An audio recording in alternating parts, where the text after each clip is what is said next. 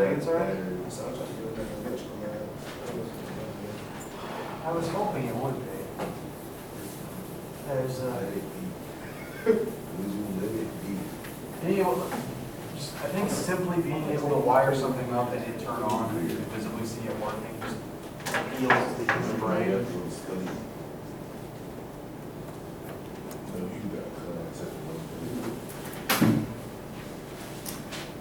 Now, let's see. Hello, good morning.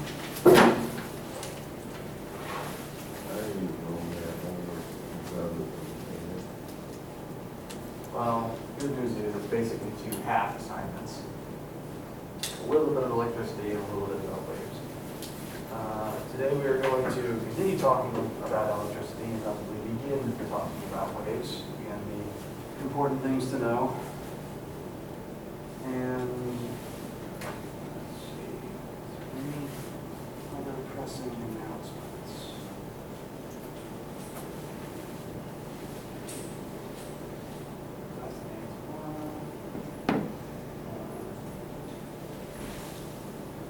You have lab this week, if you haven't come yet. Today is the last in-person lab day of the week and also of the semester, I suppose. So make sure to come, or if you can't come, make sure to do the online option. I do recommend the in-person one. It's good to actually interact with the circuits when you got. Let's see. Today and tomorrow we're going to be finishing up our additional categories, waves and electricity. Next week we'll begin talking about the exam itself, going over old tests, making sure that everyone is on nice stable ground going into those assignments. So, any questions before we begin today? Needs, concerns, etc.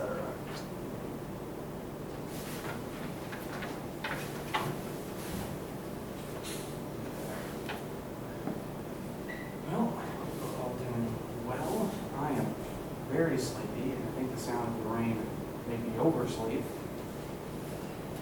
I don't know, it's very soothing. The first alarm went off at 8, and then my eyes ended up opening again until like 9. Yeah, we had registration at 7 today, so. Oh, that was today. Yeah. Oh dear, I always hated that when I was a student. I distinctly remember waking up at like 6 to make sure I was awake, logged in, hitting enter, thankfully usually getting what I needed, and then immediately going back to sleep. So that process has not been improved since I was a student. Yeah, that's what I did. Isn't it just wonderful? Thank you, technology. Of course, I guess it'd be even less convenient if you had to go do it in person at 7 a.m. Okay. My computer turned off and updated last night, so I'm at the notes again. We are looking at chapter 10 before chapter 9. Just do electricity before the electricity lab. We left off.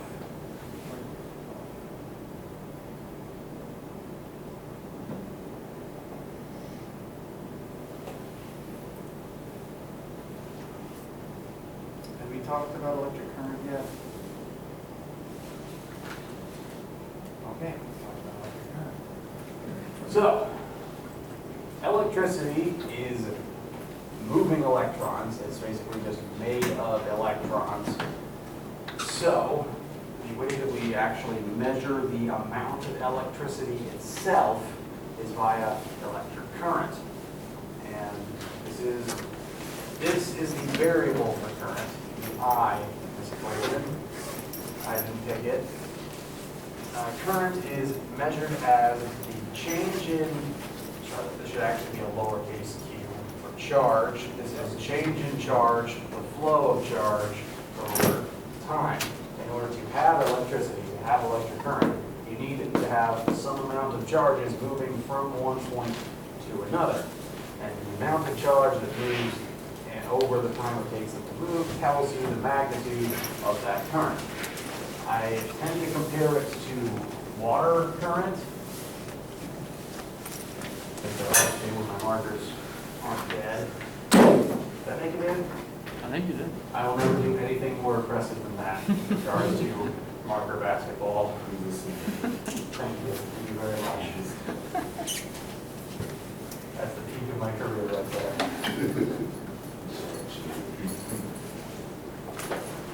So, what I've tried to draw here is a vague representation of a river. In a river, there is a flow of water, and in general, the more water there is rushing past the river every single second, the higher you would say current is. The more water molecules are passing through you. It is the same thing with electrical current. The bigger the number is, the more electricity goes through. And we measure current in units of amps. And rather frustratingly, we measure the variable for current is I and its unit is A. I didn't pick these. You've probably heard the term amps before, so this is where it is specifically used in measuring electric current. And we use various tools to measure electric current, one of which is a multimeter like this one. We haven't had live yet this week. And for a sense of scale, 1 amp will kill you. Current is the dangerous part of electricity. We're going to talk about a few different measurements related to electricity, the different things that make it up. Out of all of them, current is the most dangerous one. Because if the current is high, that means if you were shocked by higher current, there would literally be more electrons passing through your body, all of which messing up your cells and your neurons and leaving energy behind. The higher the current is, the more dangerous it is. 1 amp is already incredibly dangerous because that's trillions, more than trillions of electrons every single second rushing through your body, which is why most electronics that you own and use on a regular basis tend to have current of about a couple of milliamps running through them, just for safety's sake. We do have systems with large amounts of amps running through them, usually in electrical power plants, power lines, etc. But they are designed so that a human never has to touch them. So, current.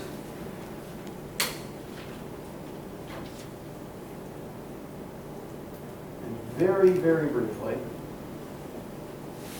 again, we measure current in amps, and milliamps are far safer than normal amps. So we have a circuit. Let's say we are looking at a circuit, just a regular, something you would construct out of wires and a battery. It has 6 milliamps running through it. How many regular amps would that be?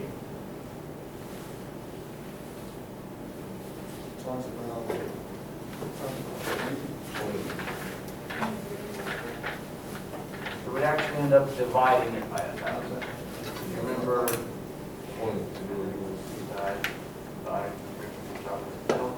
if we go from milli to base, we want to go 1, 2, 3 places to the left. So that would be correct. So not a very large amount of amps, which is good. You are safer this way. Where are all of my erasers? Okay. I walked away from one. Ain't that just the truth? Okay. So this is the current running through our circuit. Our first question is, how much charge exits the battery in a single minute in this circuit? So, current is defined as the change in charge over the change in time. The higher current you have, the more charge cycles through your circuit every single second.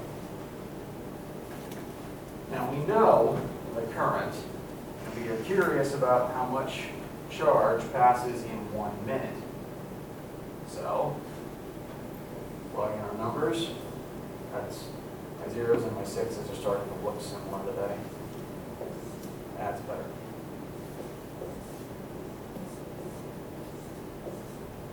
have here is our current, 6 milliamps, is equal to the charge that will flow in the amount of time of 60 seconds. In which all our formulas are designed to take seconds, unless I tell you otherwise. So, solve for the amount of charge involved in this particular interaction. I fish out my calculator.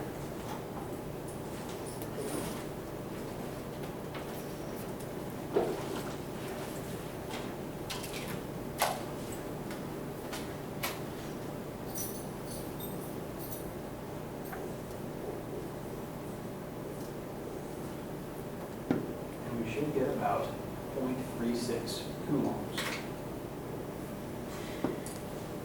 So, when you hook this circuit up, over a period of a minute, this much charge is going to be what comes out of the battery. Does that seem like a lot of charge? No, not really. We're used to thinking of numbers as much bigger than this. But electricity is kind of the exception to that. Since electricity is made of electrons, and electrons are incredibly small, this actually represents a lot of electrons, which is what we're going to look at now. Over that minute, how many electrons will exit the battery? We know this much charge is going to exit the battery. So now we need to look at how many electrons are needed to make up that charge. Now, this is just going to be a conversion. We want to convert charge to number of electrons. To do that, we're going to need to know the charge of a single electron. So, if we turn back to that chart at the beginning of these notes, charge of one electron, negative 1.6 times 10 to the negative 19th. I should write that down. That's up here.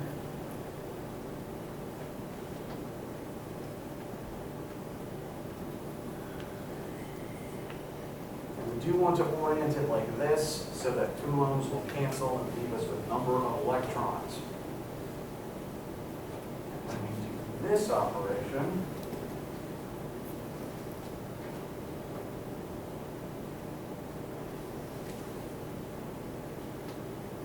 should get an answer that looks like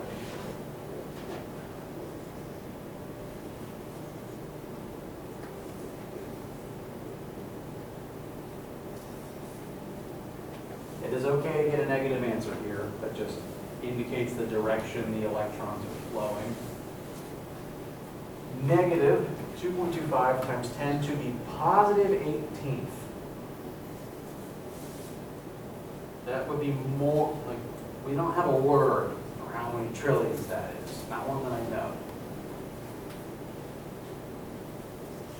This is a lot of electrons. This is more electrons than probably exist in your body. No, I can't say that. There's a lot of atoms in your body. The point is, it's a lot of electrons. And when they all rush through you, in electric current, bad things can happen.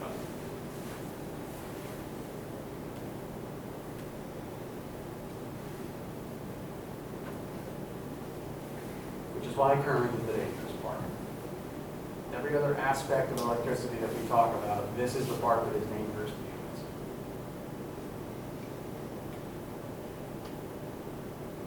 humans. Excuse me. Questions so far? Okay.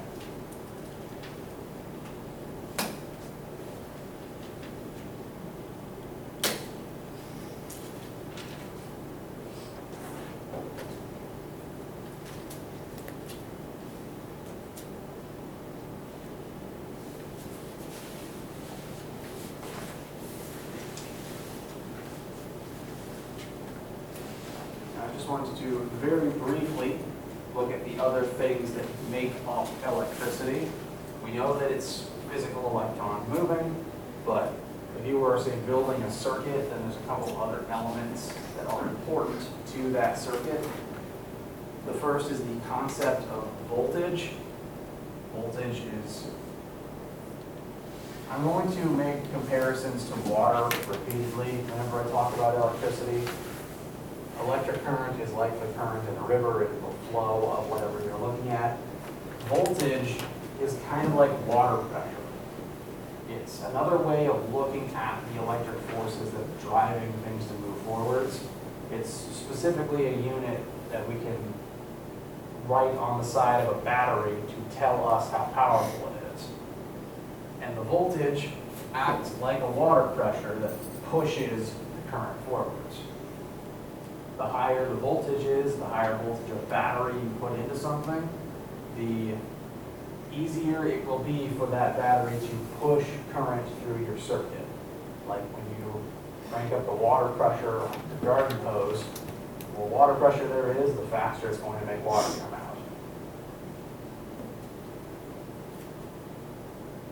So current is the amount of flow itself, voltage is the pressure that drives it forwards. There's one last thing that every circuit needs, and that is something to power, basically. So if this was a river, let's say I drew a water wheel right here.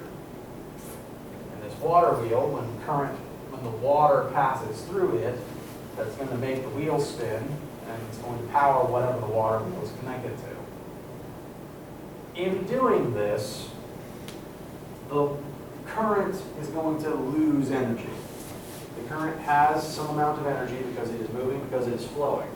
But when it hits the water wheel and makes the water wheel spin, some of the current's energy is going to get absorbed by the water wheel. And that energy is now going to be used to do something else. This is represented, sorry, one sec.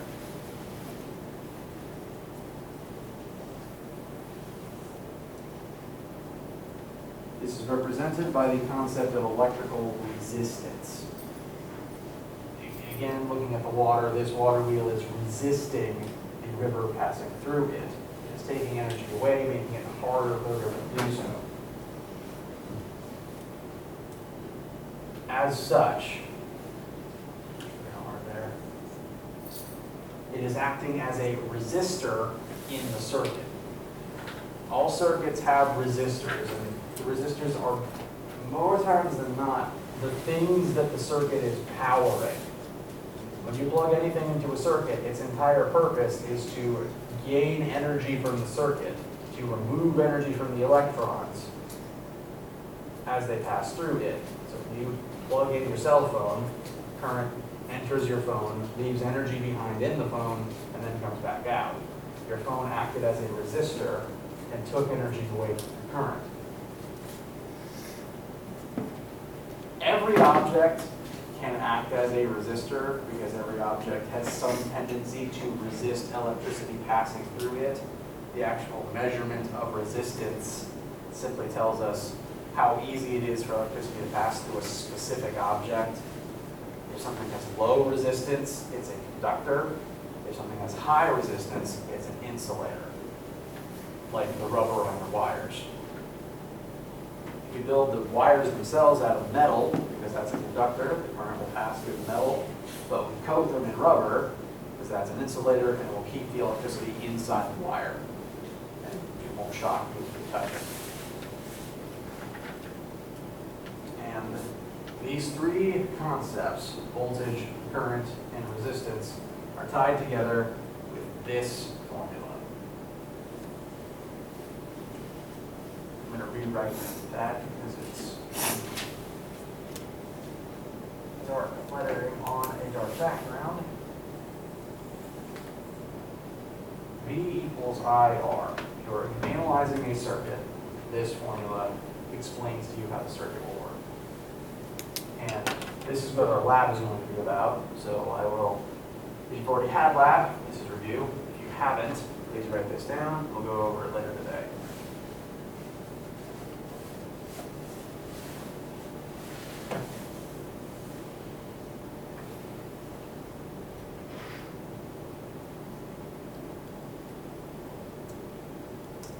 But the basic gist of this formula is the more voltage you hook up into a circuit, the more current it can push through its resistors. The larger battery you plug in, it can push more current through whatever it's connected to. Similarly, if you hook a higher resistance object into your circuit, the battery will only be able to push so much current through it.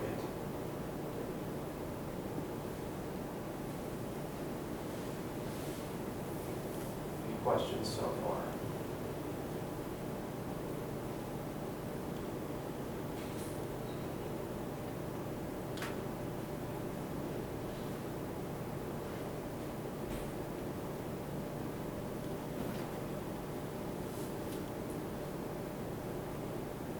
Okay.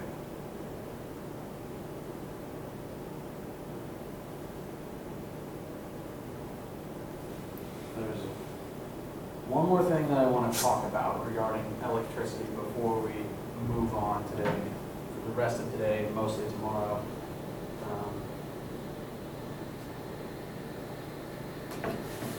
Everything we've been talking about for electricity is related to but distinct from magnets.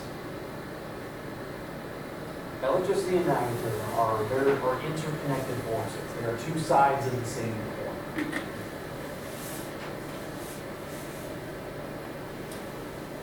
In general, there are four things that hold our physical universe together. Four forces that basically at their core make everything that we can observe physically and as we understand them happen. Those forces are gravity, the electromagnetic forces, the weak nuclear force, and the strong nuclear force.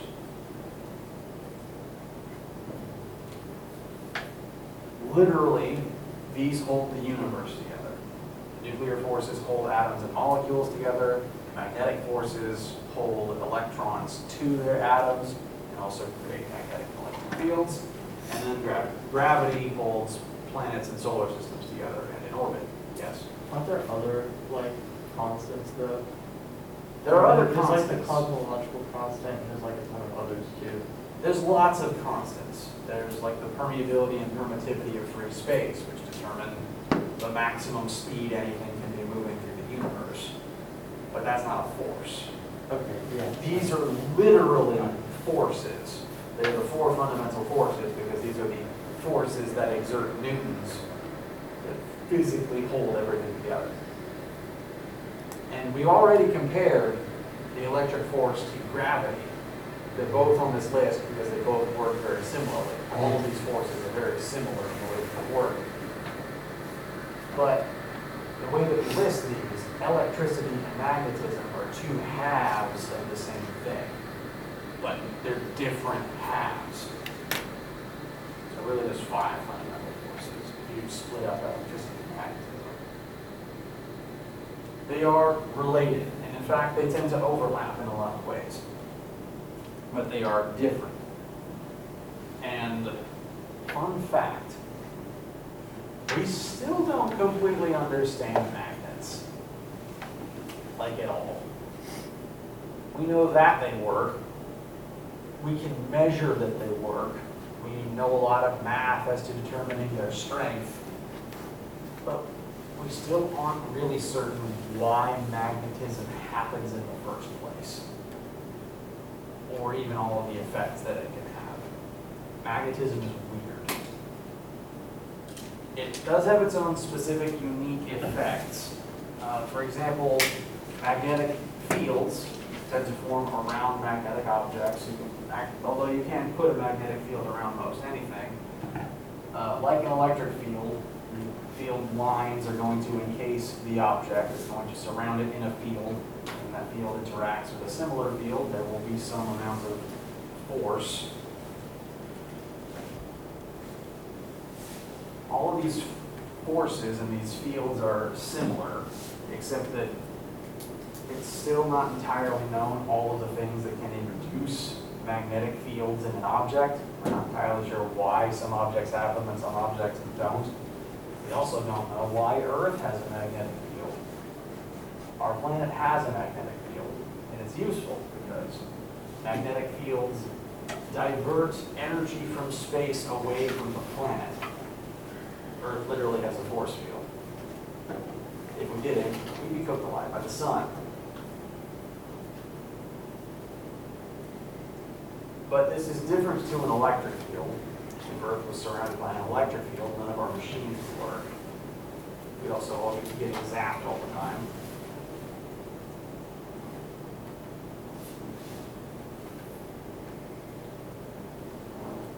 But even though we don't completely understand it, it is a useful thing to have.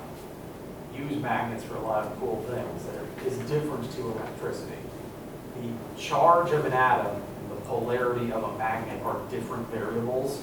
That's honestly the main thing I want you guys to take away from this. Yes, a magnet has a positive end and a negative end. A charge can be either positive or negative, but they're distinct positives and negatives. They're not the same thing. Electricity is not made of magnetic charges. That's not the thing.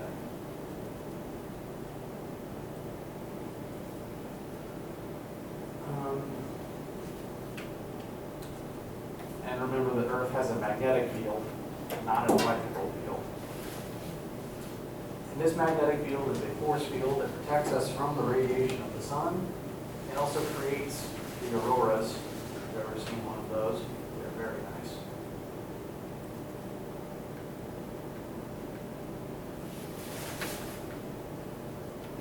So, that is most of the things for electricity and magnetism that I want you guys to know. And there's some extra information that'll show up in the lab. I feel it's more organically shown there. So, that's a lot of information that I've already just dumped on today. Any questions about anything related to these topics at all?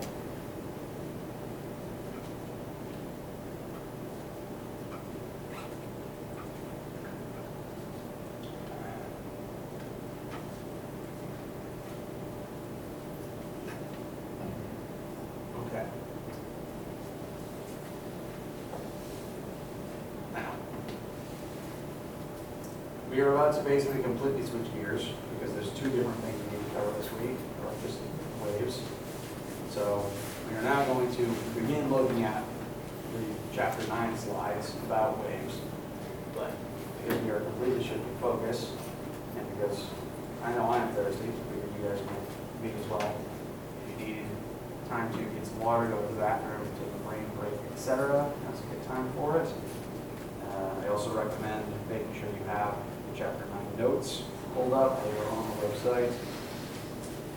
We are going to look at them together to get the big key features that people need to know about waves.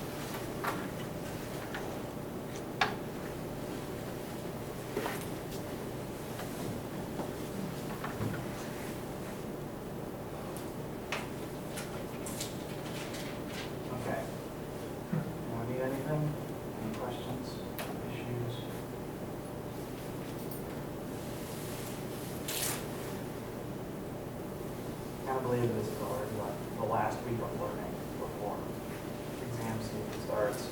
It's been a weird semester, and next semester will probably be weird for you guys too. We're still dealing with it. If we don't get a chance to say it again, it's been nice having you guys as students. Not the circumstances of the semester we find ourselves in are the most fun, but it would have been nice to have you guys in a more normal class, but it's still been fun. I've enjoyed it with you guys. And I look forward to seeing the semester go with you.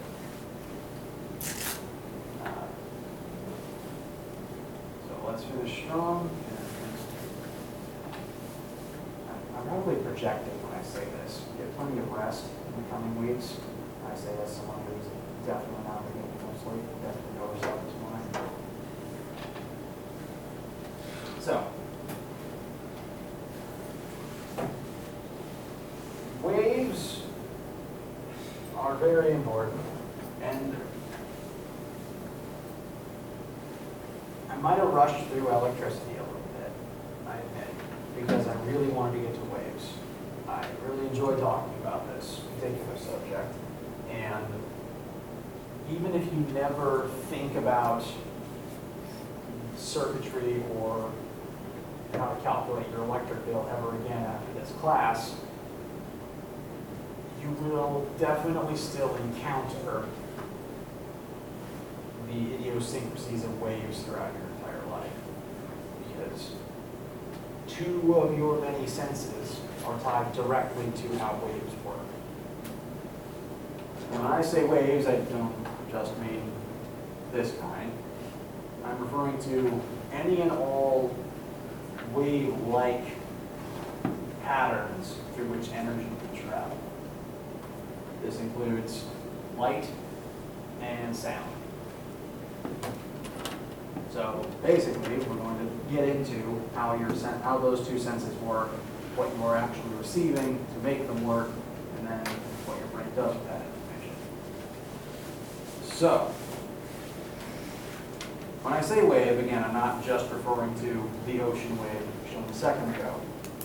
The physics definition of a wave is traveling energy. When you are at the beach and you see a wave like this one approaching the shore, waves are constantly coming in from the ocean. Ocean waves are constantly coming in from the sea, right? But is the water that makes up those waves constantly coming up onto land and flooding beachfront property? The water that makes up those waves isn't traveling from the ocean toward the land.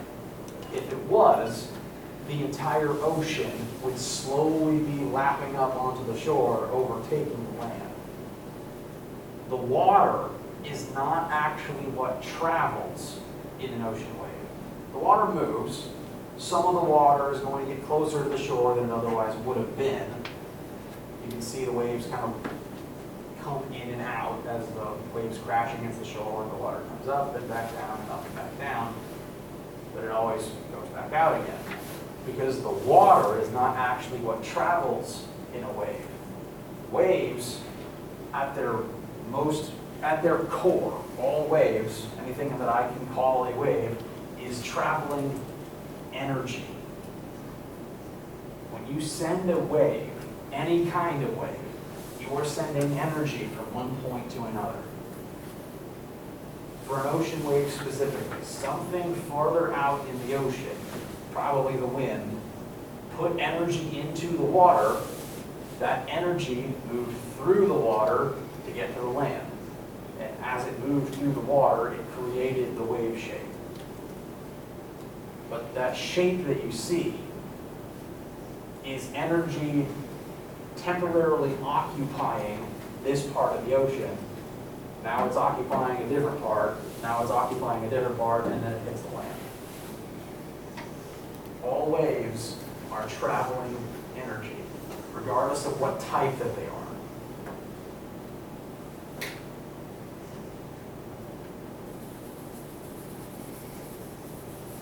So whenever see something or whenever you hear something,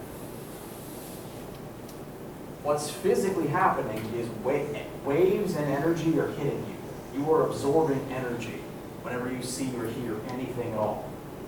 And your sensory organs and your brain are able to interpret that energy and give it meaning.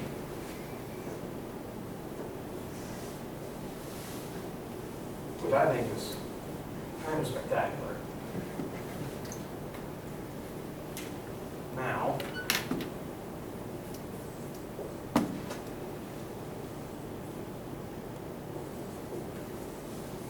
there's two main types of waves, and both of them are still traveling energy, even if they look very differently. Mechanical waves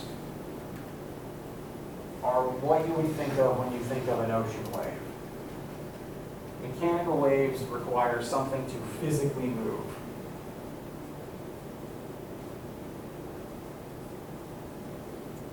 Now wait, hang on. The wave is the traveling energy itself, and mechanical waves pass through physical objects. We say that they require a physical medium.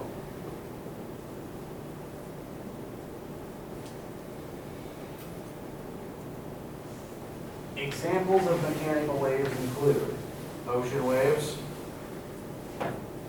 earthquakes,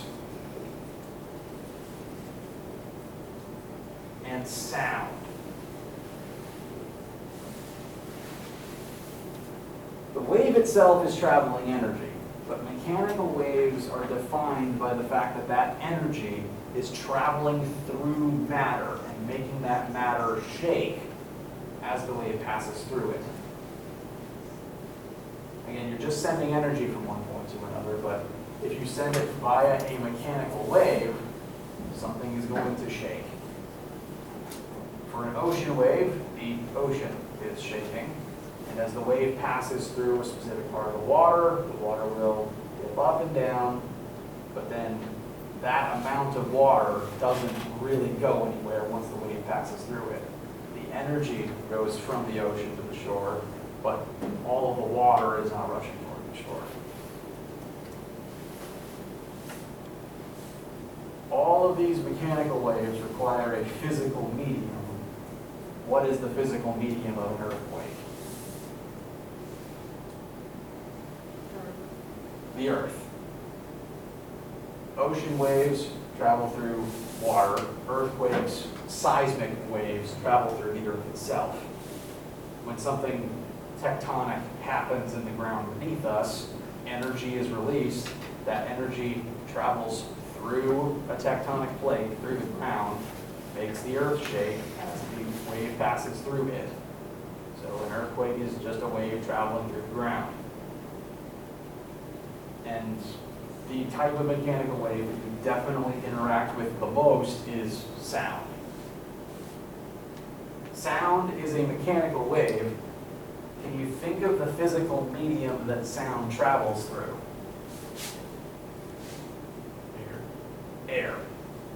Air is a gas, but it is physical. It's not solid, but it is an object that possesses mass, is made of matter. And sound waves need air in order to travel, which is why they say in the movies, you can't hear in the vacuum of space. If you were free floating in space and something exploded next to you, you wouldn't hear it because there's no air between you and that thing for the sound waves to travel through. Which is bad for movies, because any movie that takes place in space, when something explodes, you can hear it, but that's mostly just for the benefit of the special effects in the audience. We're used to hearing things, so we'll put it in the movies even if it doesn't happen for real. So whenever you make a sound, right now I'm making a lot of sound, right? My vocal cords are shaking and putting energy into the air. My vocal cords will vibrate, and that vibration will transfer into the air around my vocal cords. It will create waves, sort of ripples in the air that travel outwards in all directions. Eventually they will strike your eardrum and your brain can interpret them as sound.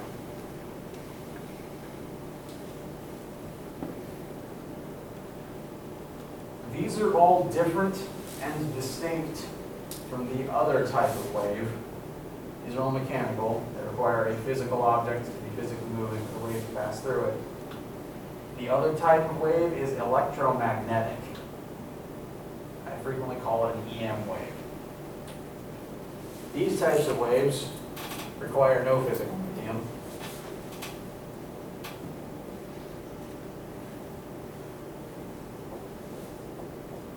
They can travel wherever they want, however they want. And the main example of this is light.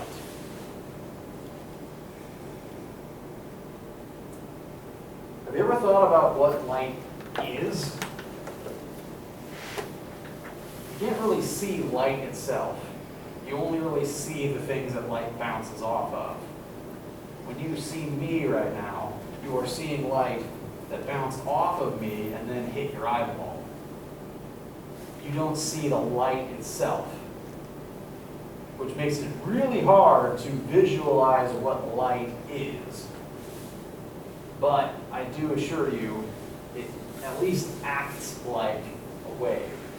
We call it an electromagnetic wave because it is energy vibrating in a wave form, made up of an electric field and a magnetic field traveling together, which is a lot of technical jargon, but it's just pure energy moving through the universe in whatever direction it was fired in. And it doesn't need a medium to travel through, because we get radiation from space, and there's no air in space. So this is the same kind of radiation transmission of energy that we talked about in the heat chapters. You can send energy through the vacuum of space by radiating it as electromagnetic radiation, like light. So those are the main types of waves. I at least want to briefly sort of look at the parts of a wave. These are the parts of electricity. These are the parts of a wave. When you draw a wave, a lot of people tend to draw a shape that looks something like this. If you were to say, stretch a string from one end of the room to the other and send a wave through it, the string would probably create a shape a lot like this one. This is a very specific shape. If you plug a sine, like, if you've ever gone into your graphing calculator and graphed this, like sine of x or sine of something into your calculator and then graphed it, it would make this shape. Waves take on a sine function pattern.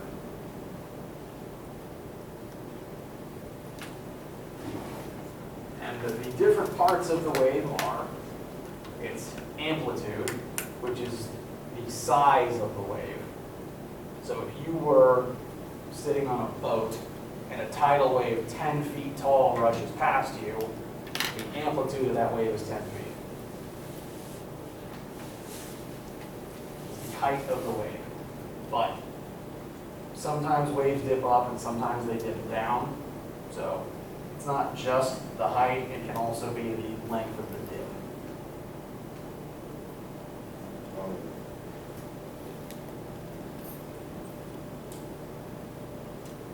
Additionally, we have the frequency of a wave. The frequency of anything, sound or light, is measured in a unit called hertz. You may have heard that unit before. It is specifically a measurement of frequency. And when you hear different frequencies, they will come across as different pitches of sound. You can have really low frequency sounds, you can have really high frequency sounds. And the frequency for sound correlates to what kind of sound you're hearing. For light, frequency correlates to what color you're seeing. Every wave has a frequency, and the frequency of that wave will affect its properties, and it will affect how many, it'll sort of affect how many times the wave exists in a certain amount of time. But the main thing to note is the frequency determines basically the flavor of the wave. So pitch for sound, light for color for light. The period of a wave tells you how many seconds it takes for one wave to pass you. And then all waves have a physical wavelength. It's literally the length of the wave. If you were to take a meter stick and say, from start to finish, this waveform is 2 meters long, that is the physical length of the wave.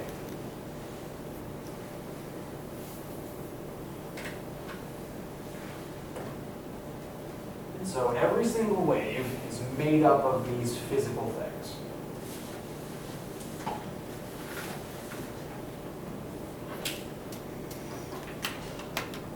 I want to mostly focus on 2 of them, though. We're going to probably end on this formula today, and I will show you why it is useful tomorrow. I'm just going to end on it, or get it up here and end on it for now. All waves have these things, but there's one other thing that waves all have, and it is made up of 2 of those previous things.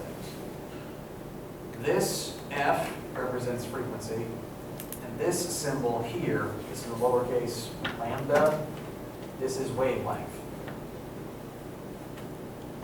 Frequency is measured in hertz. Wavelength is measured in meters. It is a physical length. You can measure it with a yardstick. The frequency of a wave and its wavelength determine the speed of a wave. Every type of wave, in addition to being either mechanical or electromagnetic, has a specific speed. And that speed depends on the type of wave it is and what that wave is passing through.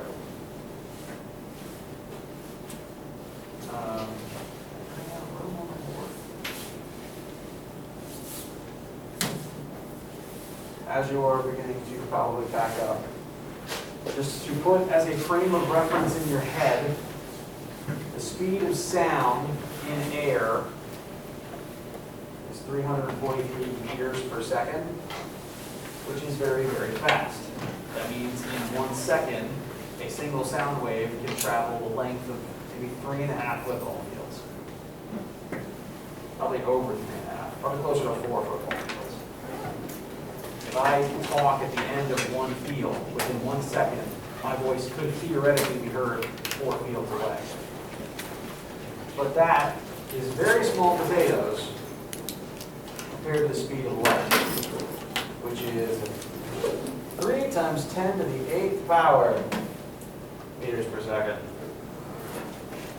Light is fast. It is the fastest thing in the known universe. And this is why you can always see a bolt of lightning before you can hear it. If you've ever noticed that you see a lightning strike off in the distance, you see it, and maybe a couple seconds later you hear the thunder. It's entirely because the different types of waves travel at different speeds based on their frequency and wavelength and wavelength. So, thank you all. We'll meet again tomorrow to continue discussing light and the important parts of it, like light and sound. The parts that you know the original in light. Thank you all. You've been working on your assignments and come prepared with questions related to them. We'll go over the notes, watch the videos, etc. And have a wonderful day. You next Tuesday? Yes. Okay. Thank you. You're welcome.